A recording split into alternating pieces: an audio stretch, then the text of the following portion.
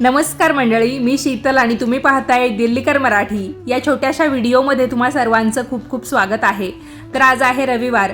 रविवार म्हणजे सुट्टीचा वार, आराम करण्याचा वार, पुरेपूर आळस घालवण्याचा वार किंवा मग जास्तीची कामं करण्याचा वार, नाही तर मग फिरण्याचा वार। तुमच्यासाठी रविवार नक्की काय म्हणून असतो मला कमेंट्स करून नक्की कळवा। तर हा रविवार आमच्यासाठी फिरण्याचा वार म्हणून होता। आम्ही निघालो आहोत सप्तशृंगी गडावर। ॲक्च्युली आम्ही मागच्या रविवारीच निघालो होतो, पण काही कारणांमुळे ते कॅन्सल करावं लागलं आणि आम्ही पुन्हा घरी आलो होतो। म्हणजे अगदी थोडंसं निघालो आणि पुन्हा कॅन्सल झालं, मग आलो घरी। म्हटलं चला, देवीचं नाव घेतलं होतं, या रविवारी का होईना आपण जाऊन येऊया। मग सकाळीच यांनी यांच्या एका मित्राला फोन केला की अरे वणीगडावर जायचं आहे, कोणत्या मार्गे जाऊ किंवा कोणत्या मार्गे जाणं सोपं राहील। तर तो म्हणे नाशिकचे जास्तीत जास्त लोक दिंडोरी मार्गेच जातात, तूही तिकडूनच जा।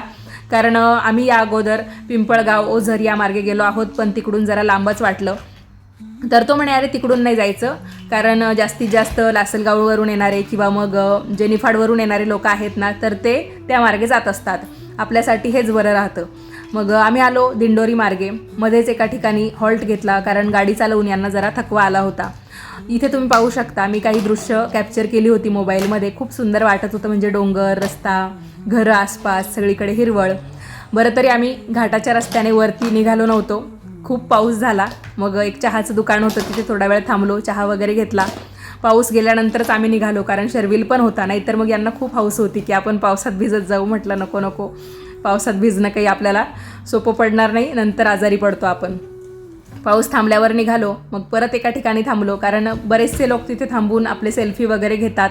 पण एक गोष्ट खटकते, काही जण काय करतात, कचरा वगैरे करून जातात। अरे निसर्गाची इतकी छान देणगी आपल्याला आहे की सगळीकडे हिरवळ, ज्याच्या शोधामध्ये आपण इतक्या लांब येतो, तिकडे तुम्ही कचरा करून येऊ नका। त्यानंतर हे शिवालय तीर्थ आहे, इथे सगळेजण हातपाय वगैरे धुतात आणि मगच वणीगडावर जातात।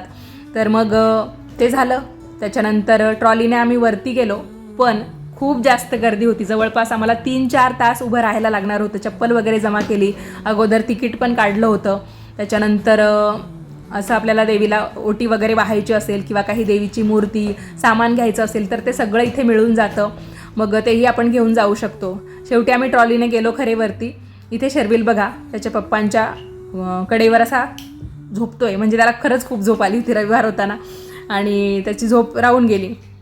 3-4 तास उभं राहायला लागणार असतं, तर मग एवढं काही शक्य झालं नसतं शर्विलमुळे। त्यामुळे शॉर्टकट मार्गे गेलो। देवीचा मुखवटा बरोबर तिथून दिसतो, तिथून दर्शन घेतलं आणि पुन्हा घरी आलो। कसा वाटला व्हिडिओ कमेंट्स करून कळवा। आवडला असेल तर लाईक, शेअर आणि सबस्क्राईब करा।